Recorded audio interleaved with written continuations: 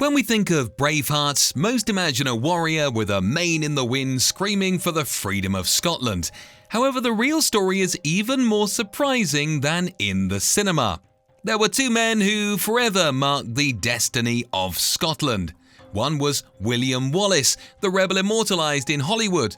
The other was Robert the Bruce, the king who achieved what Wallace could only start. Today, we'll take you through the betrayals, epic battles, and gestures of honour that redefined Scottish independence. To answer the big question, who was the real Braveheart? Let's get started. When we hear the name Braveheart, many immediately think of the 1995 film directed by and starring Mel Gibson, which popularised the figure of William Wallace as the indomitable hero who fought for Scotland's freedom. The film won 5 Oscars and left a lasting impression on the collective imagination, portraying a rebellious, charismatic and determined Wallace. But how faithful is this vision to reality? William Wallace existed, of course.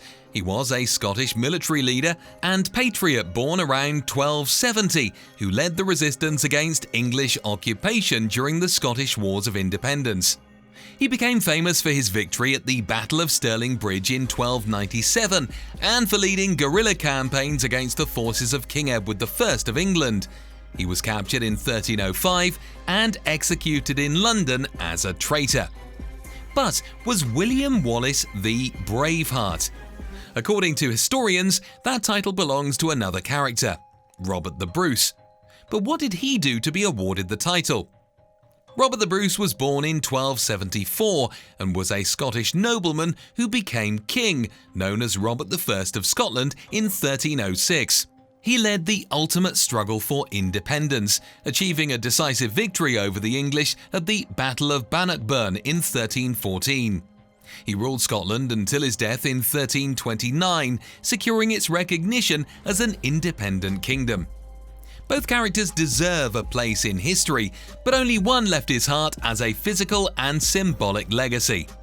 The question is inevitable: which of the two was the real Braveheart? William Wallace was born around 1270 in Elderslie near Paisley in Scotland. The son of a small landowner, Wallace did not belong to the high nobility, but he did belong to a family that enjoyed some local influence. From a young age, he stood out as a tall and strong man. According to the chronicles, he was almost 2 meters or 6 foot 5 inches tall, an impressive height for the time, and with a deep-seated resentment towards English oppression. His life changed in 1296, when King Edward I of England invaded Scotland following the death of Alexander III and the Scottish succession crisis. With the country in chaos, Wallace began a series of attacks on English garrisons.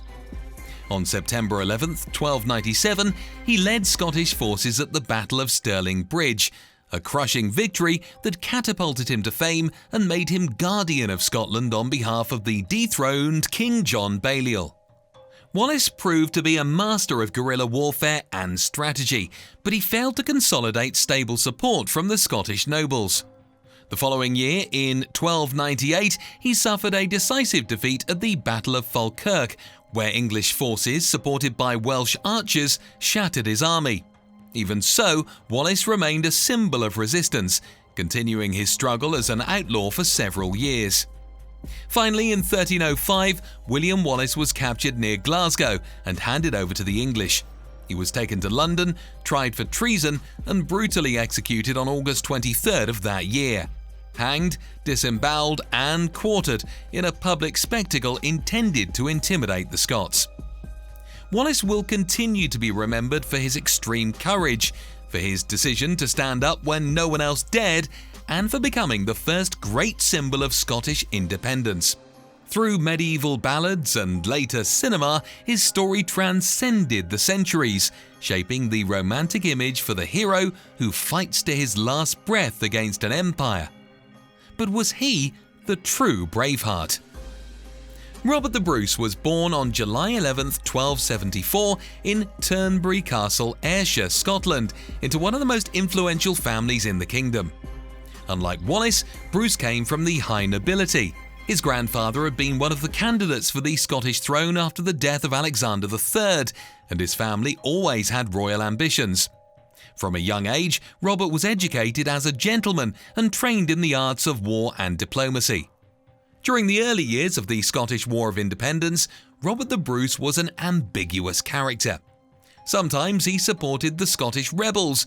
At other times, he negotiated with the English as he had to protect his family's possessions and lineage.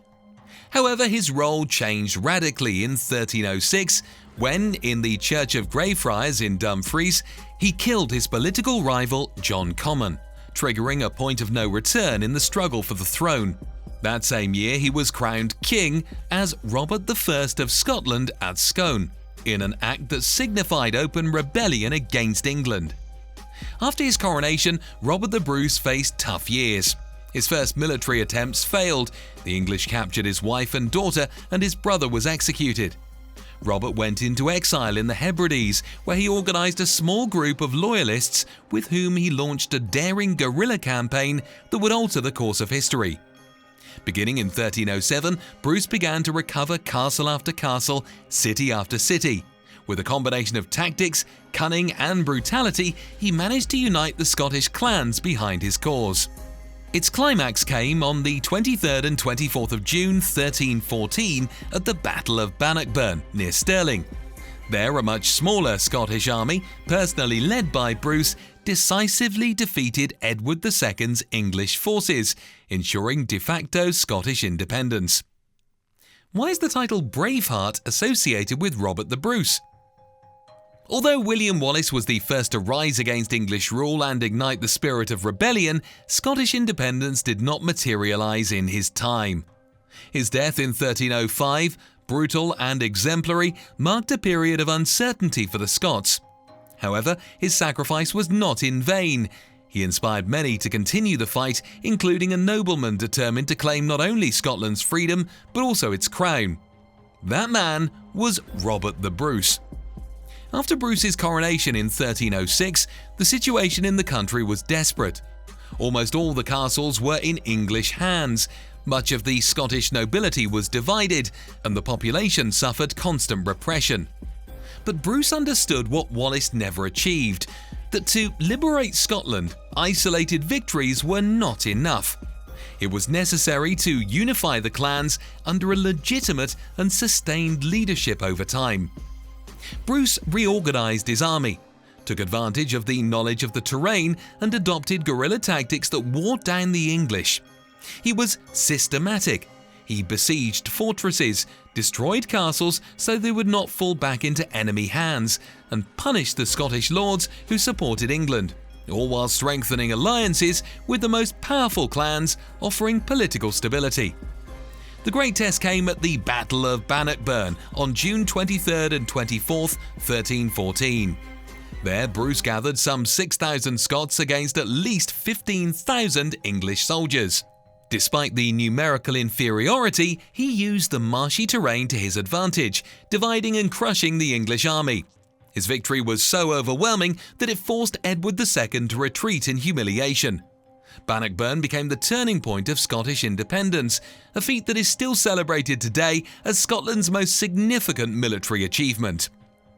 After years of resistance and diplomacy, in 1328, the Treaty of Edinburgh-Northampton was signed, in which King Edward III of England recognised Scotland as an independent kingdom and Robert I as its rightful king. Independence was a fait accompli, and Robert the Bruce went down in history as the hero who achieved what Wallace could only dream of: a free Scotland. Robert the Bruce died on June 7, 1329, just a year after Scotland achieved official recognition of its independence with the Treaty of Edinburgh-Northampton. He was only 54 years old, and although he had suffered from poor health, believed to be a leper or suffering from diseases that undermined his body after years of campaigning, he lived long enough to see the dream for which he fought for more than 2 decades come true: a free and united Scotland under his crown. On his deathbed, Robert made one last request of one of his most loyal knights, Sir James Douglas, that, having failed to personally fulfill his promise to join the Crusades in the Holy Land, his heart should be embalmed and taken to Jerusalem as a symbol of his devotion and bravery. According to the chronicles, his heart was carefully extracted, placed in a heart-shaped silver reliquary, and given to Douglas, who set out on the journey in 1330 with a small group of knights. Although they never made it to Jerusalem, they were diverted to fight in the Reconquista in Spain, where Douglas was killed in battle. Robert's heart was recovered and brought back to Scotland. Finally, he was buried in Melrose Abbey in the Lowlands, where a tombstone still marks the place where the heart of the king who liberated Scotland is interred. This act not only inspired respect among his contemporaries, but also fueled the legend. Bruce laid his heart for his land, and his bravery was symbolized in a reliquary that traveled in his name to fulfill a sacred vow. This is how Robert the Bruce's association with the title Braveheart came about. In medieval battles and later chronicles, his heart is referred to as the true emblem of Scottish courage. Today, although the Hollywood movie popularized William Wallace as the Great Braveheart, the real story is more complex and fascinating.